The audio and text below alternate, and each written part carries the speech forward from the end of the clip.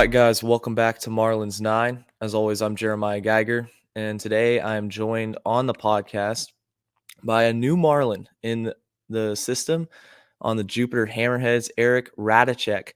Eric, how you doing? Thanks for coming on the podcast. Good, man. Yeah, thanks for having me. Yeah, I'm really excited for this one. Reached out to you, scheduled this out, and you have had quite a journey, growing up from high school all the way, multiple colleges, dealing with a lot of adversity along the way. But I just kind of want to give it to you first off. Tell me a little bit about your story.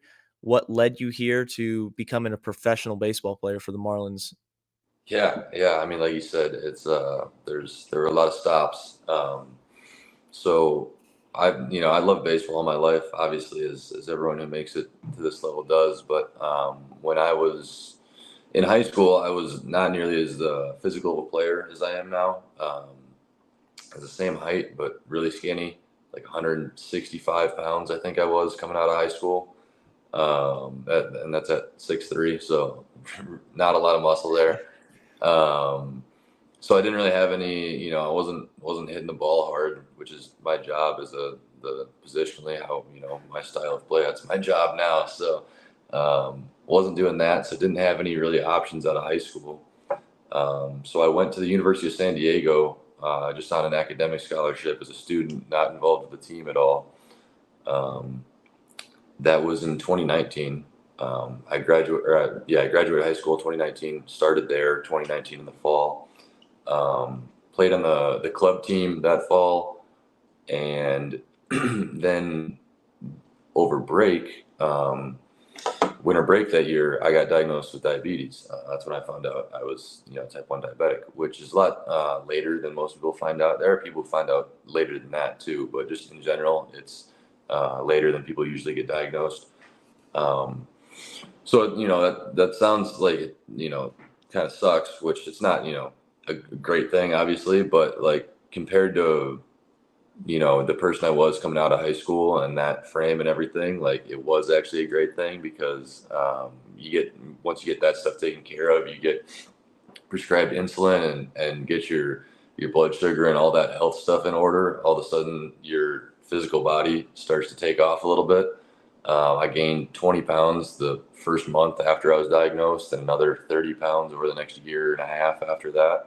And, it was good weight. It's kind of like all the lifting that I did in high school finally caught up to me.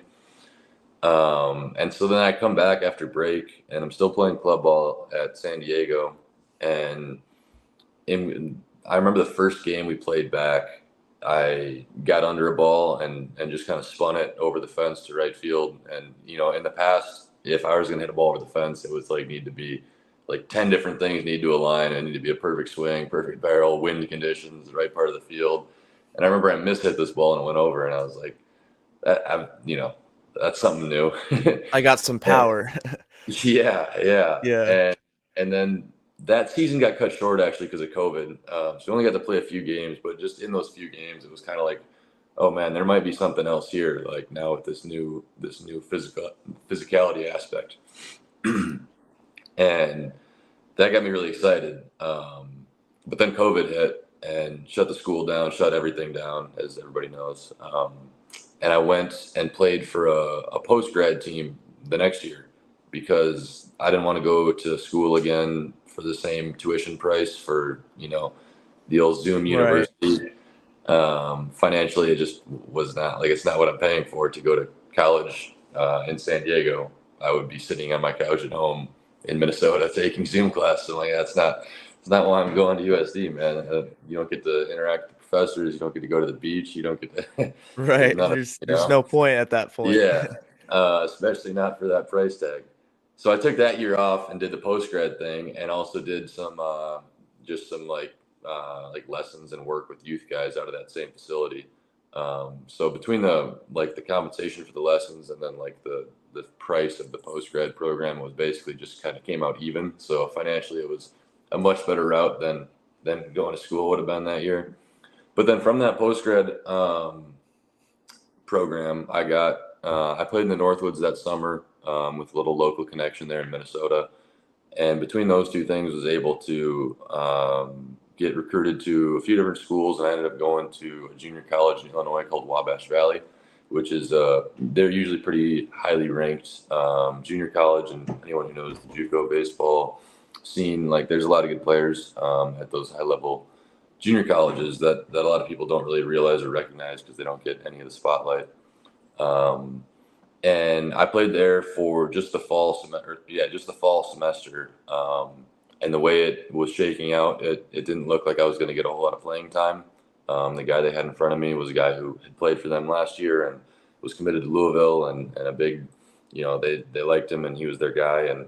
Um, and so I ended up transferring over at winter break because I was of the mindset that I was already at that time. Well, I was 2 years out of college, and I was playing my first year of JUCO. And most people play JUCO their first year out of high school, or 2 years out of high school. I mean, sorry. Um, and so I was like, I need to get on the field this year. Like, I need to be seen as much as possible. And if that means going to a different place, like that's not ideal, but so be it. And so I went and played at Arizona Western, which is another junior college in Yuma, Arizona, for the spring season. And I did all right, but I didn't really show, like I was talking about with my style of play and position. I didn't really show the power that I needed to get the looks that I wanted. And that summer ended up just kind of waiting by the phone for a place to call, and never really. I mean, there were places that were interested, but they all kind of would have going there would have entailed sacrificing a decent chunk of educational chops. Yeah, Right. they weren't really the highest touted academic schools, and I was a pretty good student, so none of them really made sense for that trade-off to play one more year at a program just to keep playing with not really much of a future and sacrifice the degree. And so I was waiting for I was convinced something else was gonna come down the line. And looking back on it, based on how I played, like there was no chance any of those places that I wanted to call were gonna call. Um, but so I ended up like August 25th or whatever, about the time it is now, a week before classes at San Diego started. I ended up calling the dean of biology, which was the department that I was in, and was like, "Can can I get back in?" And she, I was a good student there as well, and so she looked me up, and was like, "Yeah," like, and I was able to keep my academic scholarship and everything. So I ended up going back to USD with like, on a week's notice, basically. And that Again, was like no plans of playing baseball there. It was just nope. Yeah, I was gonna say again, not involved with the team at all. It was literally just, hey, schools are starting in like a right. week. I got to go to school somewhere, and that was it. Yeah, it was totally a forced hand play. And I enjoy San Diego as a school. I loved it, man. If I could have played baseball there, it would have been awesome. But so yeah, ended up going back there. But yeah, if you'd ask, I mean, we drove down there, me and my mom, during those next couple of days. If you asked her kind of what my mind state was or my mood or just how it was traveling with me those 2 days, I was not happy, man. I wanted to keep playing, and felt like it was just a catastrophic failure to be going back to San Diego. Um, and so, yeah, so I played there on the club team again, and was not involved with the team in any way again there. I was both years I was at San Diego, I was knocking down the coaches' doors about walk-on tryouts, but never really got much of a chance there. They just, they're a smaller school and a California school. A lot of those places like just having California guys for whatever reason, and they felt they didn't need to expand their reach to the walk-on lookout. So nothing really came up there. And then after that, well, during that year at San Diego, I got just like a DM on Twitter that was from the summer team in Canada, and they were like, "Hey, like, just reaching out to see if you have a place to play this summer." And I was like, "No, but I don't have a place to play right now. Like, you guys know that I don't like play, right?" And they were like, "Oh, you, like that's fine. We don't care. Whatever we saw, your JUCO, your Northwood stats, or whatever." and they're a smaller program trying to get going up in Canada. They're like, we'll take you. Like, we need guys. We'll take you if you want to play. And I was a little bit on the fence about it, but not too much, because I was like, hey, it's like another chance to play baseball and at some sort of collegiate level. And I didn't have any internships or anything lined up for the summer anyway, so I was like, yeah, let's do it. It sounds good. And drove up there. It was up in Alberta. Played there that summer, and finally kind of was turning into the player that I thought I should be. That summer was kind of the biggest breakout for me, I think. Finally hitting for power, finally driving the ball consistently, cutting down on strikeouts.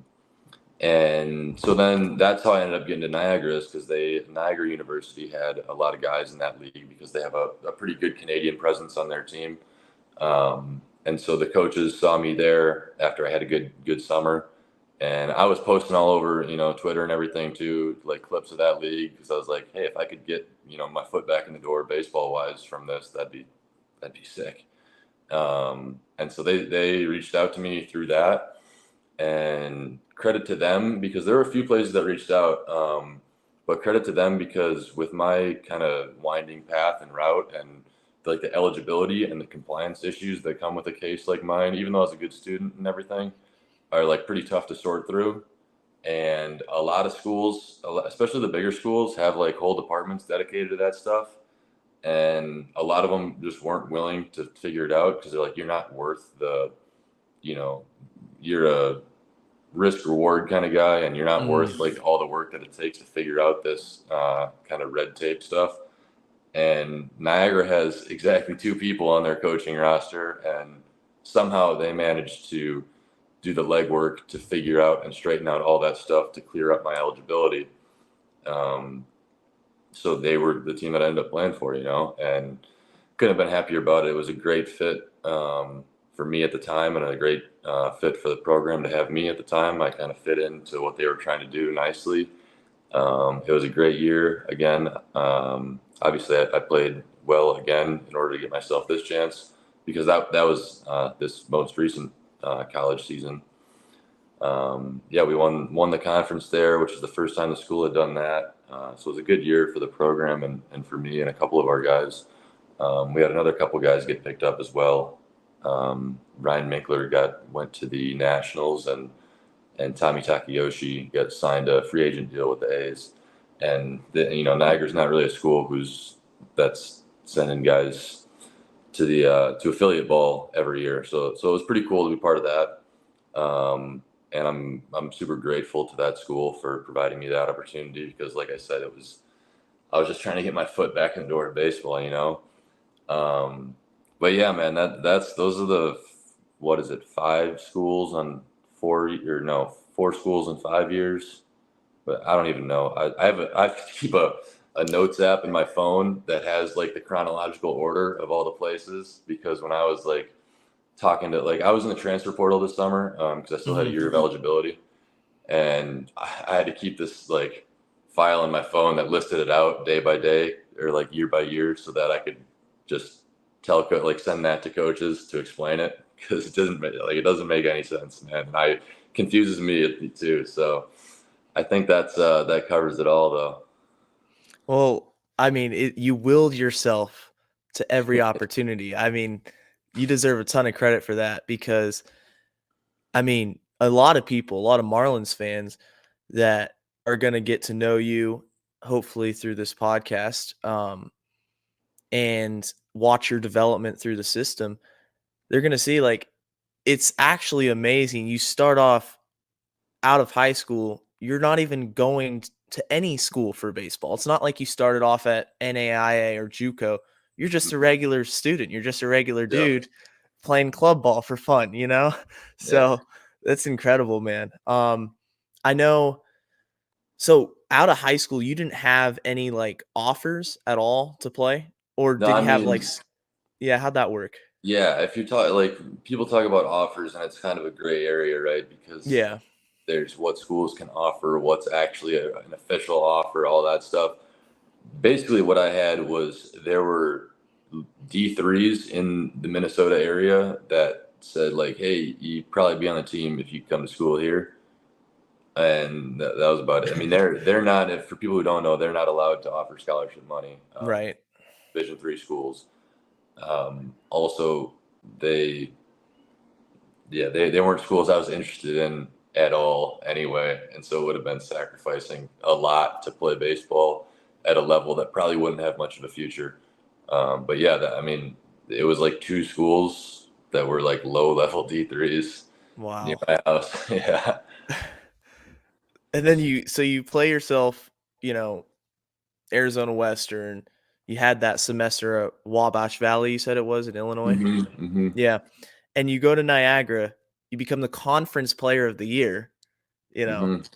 and Yeah. then you had the opportunity to transfer to Tennessee. Like Yeah. you committed there, or was it one Yeah. of those things you were just waiting?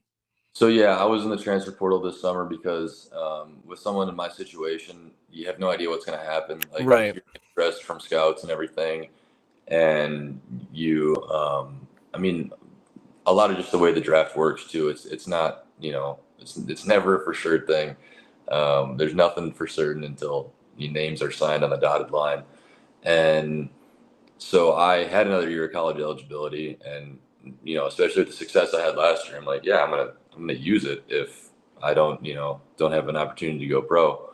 And so I entered the transfer portal after the season, and ended up committing to Tennessee through that, which it was super exciting to me, man. I'd been a Tennessee fan for a while. One of the guys who I grew up playing against, his name was Drew Gilbert, was a big name at Tennessee, and he's with the Mets now, one of their better prospects. And man, watching him play there was turned us all back home into such big fans. Like that was so electric, such a great team, and Tony V and the whole staff over there, like it just looks like baseball in its best form. And if there was a way I could shave years off my birth certificate or somehow maintain college eligibility while not losing out the pro option. Like, I don't know, man. I wish I could do it both. I wish I was younger, could Yeah. do it all. But it was a really hard thing to let go because Tennessee's awesome, man, and that school and that program are special. But for me, like with my age, I'm 23, and so that's already a really late draft. And I felt it was in my best interest to sign with the option that I had. It's not a decision that I don't think about even now still sometimes because like I said, that program is so awesome. But I was fortunate enough to be in a spot where it's two really good options. Yeah, two really good choices. I mean, the Yeah. defending national champions, and then you got, professional baseball, so Yeah. you really Yeah. couldn't have made the wrong decision, Right. um, Yeah. and, I mean, it's no doubt exciting for you to be a professional baseball player, like, to look back, at 18, 19-year-old you and say, "Man, I made it, I'm a professional." Um, that's a really awesome accomplishment, and I kinda wanna ask before your season at Niagara, because you played 1 year there, right? Correct. Yeah. Okay, so this past season. Yep. Okay, so before that season started at Niagara, was there thoughts in your head of, "Hey, maybe I can make the professionals get drafted," or was it just, "I'm gonna play to the best of my ability and just see what happens?" Like, what was your thought process there? Because 'Cause you're It still a was student and stuff. it was very much more the second one. In turn, like just playing as well as I can and seeing what happens. It wasn't not in the back of my mind though, because of whether you want to call it, I don't know, good foresight or delusion or whatever. But it wasn't not in the back of my mind because going to Niagara, it's a smaller school in Western New York. It didn't really offer me anything outside of baseball that I was super interested in.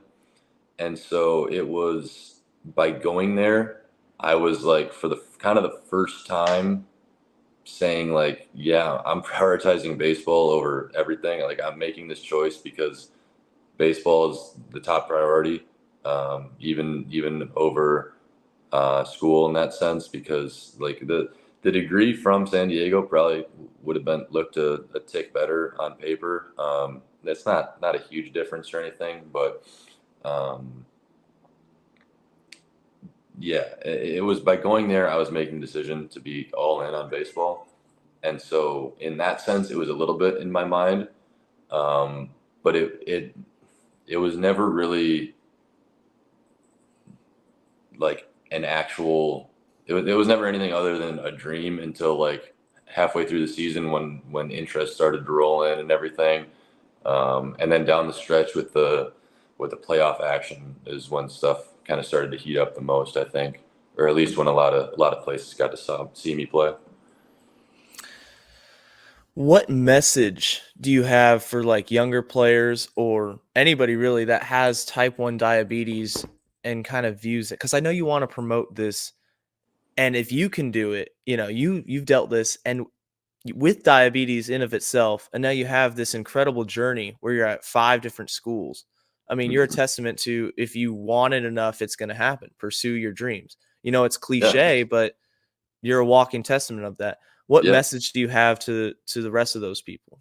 yeah. I think I've been trying to be a little bit more outward facing with that stuff, because I think there is a good message that can be derived from my path and everything. Um, it's interesting because there was a guy just the other day in the weight room here, who he was on I think he's doing a rehab stint down here, at the complex in Florida, and was talking about how his brother's playing indie ball and just got diagnosed with type 1 at like 20 something, so even later than I was. And everyone's first like, and because I know, because it was me when I was diagnosed, like you get diagnosed with diabetes, it's like this massive like negative connotation, like big blow to your health. And again, it's not objectively a good thing, but relative to whose ever life it is that's being diagnosed, it absolutely is a good thing to find that out and figure that out, because I like his reaction when I was talking to him in the weight room was kind of funny, because he's like, what, like, because I was super excited, I was like that's awesome, man, because he made it to indie ball without getting it Knowing. figured out. Yeah. And so now that he gets it figured out, and he's gonna, his body's gonna all of a sudden immediately, not immediately, but like within the next couple months, be in the best shape of his life. Like he's a pitcher, his velo's gonna jump, like everything's gonna feel better. Like it's gonna be like if you were, training with wearing a weight vest on a jog and someone just took it off, you're freed up just to be the athlete that you've been working your whole life to be. So yeah, like I think the thing that I want to focus on is that for the people who are out there who just got diagnosed or are recently dealing with it, like it sucks, man, and it's not a, like I said, objectively not a good thing for your health, but overall, it's going to be so good for you in the next couple months. The next, like it just gets exponentially easier as you go on, and you'll be so much better off for it, and it really will help you out in a lot of things, because it's gonna tune you into your health more, even so, and you're gonna be, man, it's just like it was just so life changing for me. It really changed everything about kind of the physical aspect of my life and my health for the better.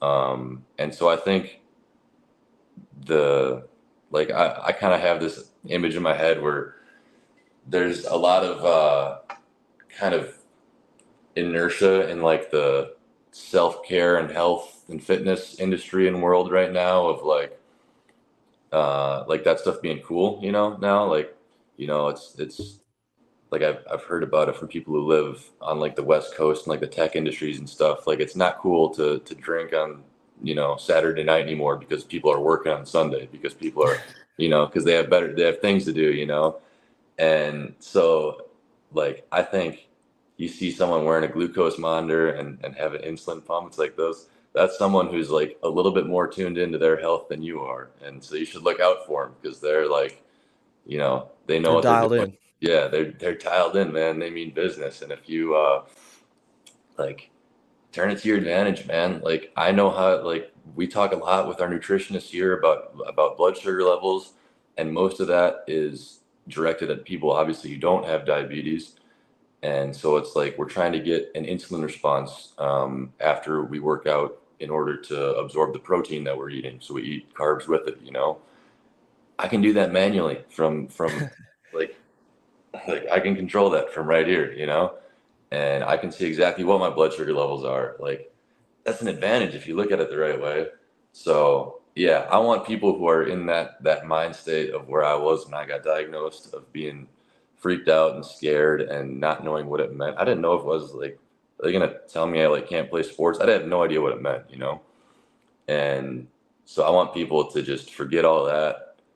It's awesome. Like use it, try and turn it to an advantage, man, because it really could be.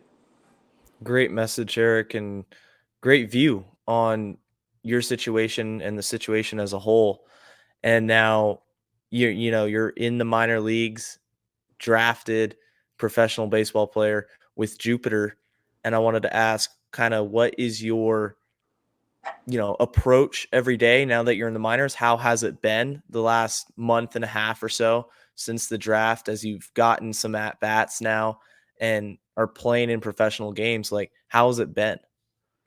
Yeah, man, it's cool. It's really awesome. I mean, for someone like me who's worked at it the way I have, like the getting to play as a job is really special, man. Like it's that part of it's not lost on me. Every time I go into the cage, I just think about like how when I was at school, you have to, you know, make sure the gym is free or whatever, and pull down the batting cages and go set up everything and find someone to hit with, and now it's like there are people who are it's their job to work with hitting with me whenever I want, you know? Like Right. it's awesome, man. So like that part of it's not lost on me. I'm super grateful for that. In terms of getting going into the games, like it's fun. It's not all too different from a typical summer ball schedule. In college, there's a little bit more before the games and stuff, obviously, because we have the resources and the ability and the time to do that. Um, in terms of the play, yeah, like I said, it's been fun. Obviously, there's not the huge crowd fan base, huge crowd and fan base dynamic at this level like there is in some of the bigger schools. But that's not anything I'm accustomed to anyway, playing at smaller schools. So it's cool, man. I think one of the things that it is probably the case for everybody is like when I first came in, there's the label of professional baseball, you know, and it's, you know, it kind of carries some weight. But after a few, you know, you play in a few games and you kind of realize like, oh, I'm here for a reason. Like this isn't really any different than baseball I've played in the past, except that it's got the professional label on it, you know, and Right. you know, guys, talent across the board obviously is higher, but you know, you get settled in and play a few games and you feel like you're right where you need to be. Um, so it's been really cool. I'm super grateful to just be able to show up and have that as my job every day and go to work doing that kind of stuff. Well, man, I'll be rooting for you. I hope a lot of Marlins fans out there are going to hear this and hear your story. Um, it's a rough season in the big leagues for the Yeah. Marlins, but the youth, everybody else coming up, and it should be fun. It should be a fun rest of the season and next season, and definitely keep track of your development because that's all what it's about is keep getting better every day, one day at a time. Yeah, of Um, and Eric, I just want to thank you again for coming on the podcast, and I course. really enjoyed talking with you, man. Yeah, me too. Thanks for having me. Of course. And with that, guys, let's go fish.